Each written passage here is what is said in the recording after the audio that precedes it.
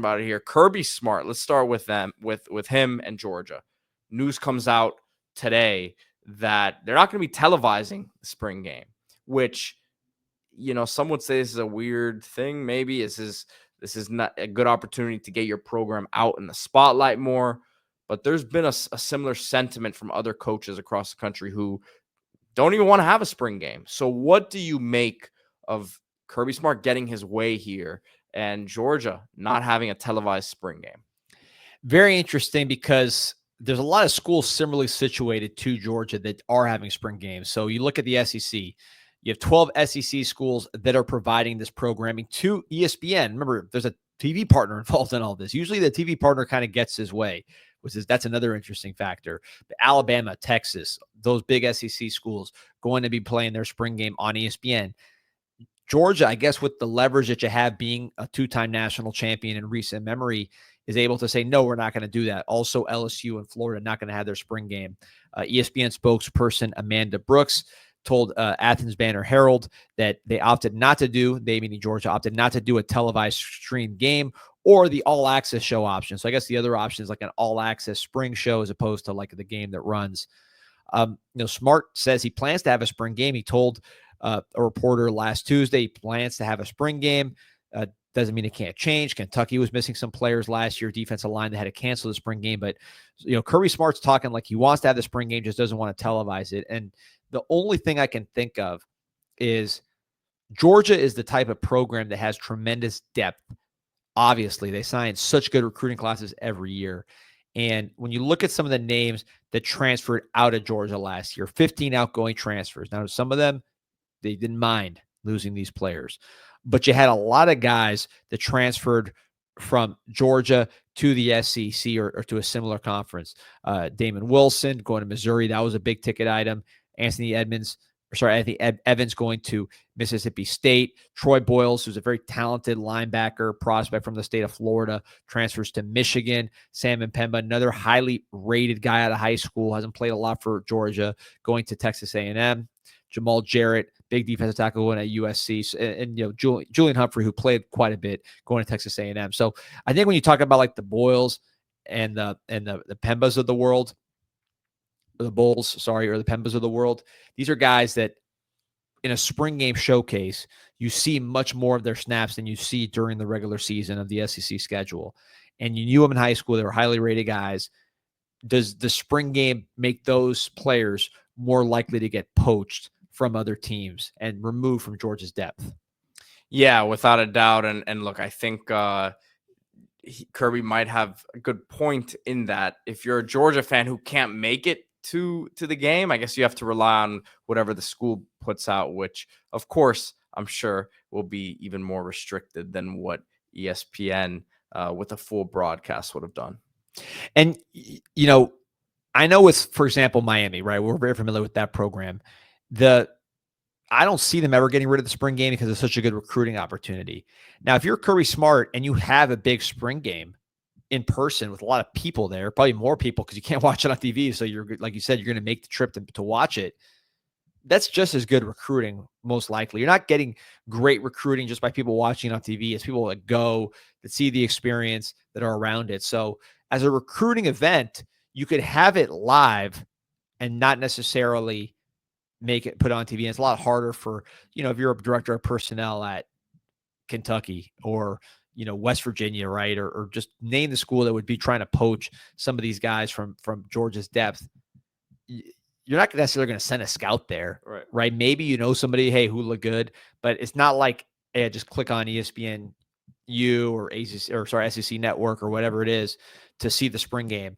So I think that is very much part of Kirby's calculus and planning to have the game, get the recruiting benefits from it, get the competitive benefits from it, but not televise it. Someone who has a very different opinion on spring games is Deion Sanders. And he actually wants an opponent for a spring game, believes that teams would benefit greatly, says it's the pro model, which I was talking to you before we went live as someone who has been an NFL agent, represented players, and been at these joint practices between NFL teams. That is one of the most valuable parts of training camp, even more so than the preseason games. It's getting 3 or 4 days of practice of guys going after each other. You get a different look. You become very familiar with certain guys in practice that are on your same team. You go up against them every single day. You understand what their strengths and their weaknesses are, the moves that they're going to try to attack you with, and the intensity level's different, right? And Deion, I believe here, makes a very, very valid point that I think programs, coaches, players, everyone, of course, when unfortunately ever that first injury comes, people say, well, you should never have done this. That's going to be the risk associated with it. But every time these guys step on the field, there's a risk associated when you play the game of football. Yeah, and Deion really looks at these things different than your average coach, and he looks at it with a marketing lens. So you look at his quote. He said, we got to sell this thing out. We got to pack this thing because the way the trend's going, you never know it's going to be the last spring game. I don't believe in that. I don't really want to condone that. And then he talks about playing another team. And he says, to have a competitive game against your own guys gets kind of monotonous. You can't really tell the level of your guys because it's the same old, same way. Everybody knows each other. Towards the end, to your point, Pete, I like to style this like the pros. I like to practice against someone for a few days, and then you have the spring game. And I think the public will be satisfied with that tremendously. I think it's a tremendous idea. I've told those personnel who should understand that it's a tremendous idea.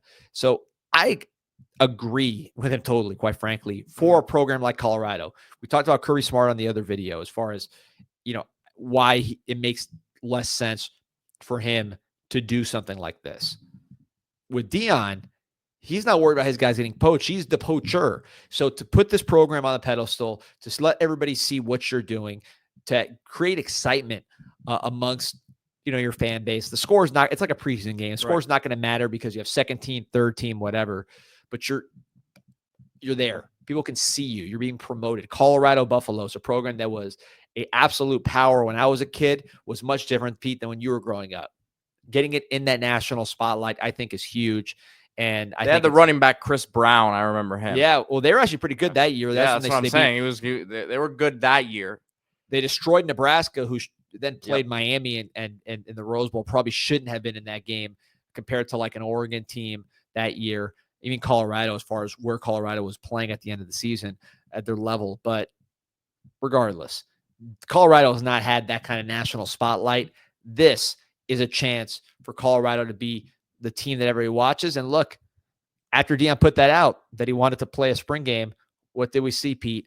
We saw a tweet from another kind of innovative coach that's trying to create a brand from one of these historic brands, a team that, again, when I was a kid, this was a top team in the country, is playing much better football lately, just like Colorado, and has been galvanized by a new head coach.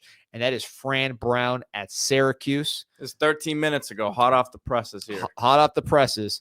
There's the story we're talking about here with Deion, and Fran Brown says, Deion Sanders, we will come to Boulder for 3 days. That would be something, because now you got Syracuse, a team in the ACC that's been playing good football, but is not Clemson, Florida State, Miami brand, despite putting more Hall of Famers than pretty much anybody. And then you have Colorado, a team that's won a national championship game in recent memory, right? I was alive for that. A lot of people listen to the show were alive for that. So there's not that many programs that can claim national titles in living memory of, a middle-aged person. So two kind of historic brands that are playing good football currently and want to keep playing and elevating and building that brand, playing a game like this, two dynamic head coaches. I think this would be the event of the spring and really a ton of fun to watch. The question is, can it come together this quickly, right? I mean, that would be amazing to see, but there's no rules against it, right? And I think that's kind of what could be interesting about this whole thing. It looks like one of those situations that they're both saying it. What's the hurdle? Let's see how much they really want it, because if it's out there now publicly. But I agree, would be an awesome thing to watch during spring. And man, I would like to see something like we see during Senior Bowl week, where you get the cameras at practice. How about that? Love it. You get those one-on-ones. I understand there's going to be some stuff you're not going to televise, but it's not like they're going to be showing too much schematics during these practices. I think it's really a competitive.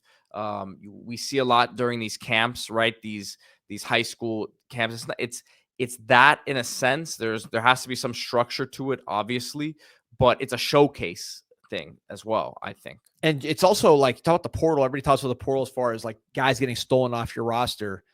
If you are trying to maybe push someone out and then you do this competitive session and you're like, man, this guy's got a gear, he's a gamer. Like this guy, he was kind of going through the motions a little bit or got lost in the sauce when we were playing every practice against each other. But now he's playing another team and he's the guy that's the alpha dog. Maybe that's something we should keep an eye on, and maybe we should keep this guy around. So it also gives you a great opportunity.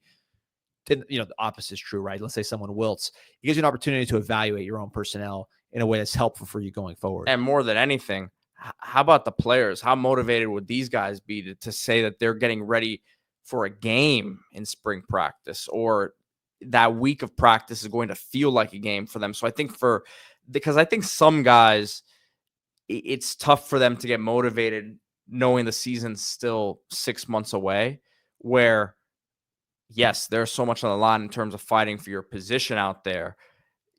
If you can't get fired up for that sort of competitive atmosphere, then you probably don't belong playing the game in the first place. Yeah, no, I agree with you totally. And this is what makes college football fun. When the rules are changing so fast, things just keep evolving in a way that you don't expect. I didn't expect this whole spring game thing to pop up. It started with one thing as far as the negative, right? Games being canceled, games being taken off TV. Now maybe you get new opportunities to have fun content in spring. This would be the funnest thing to happen to spring football since I can remember, since they started televising the games. So that'd be a lot of fun to watch.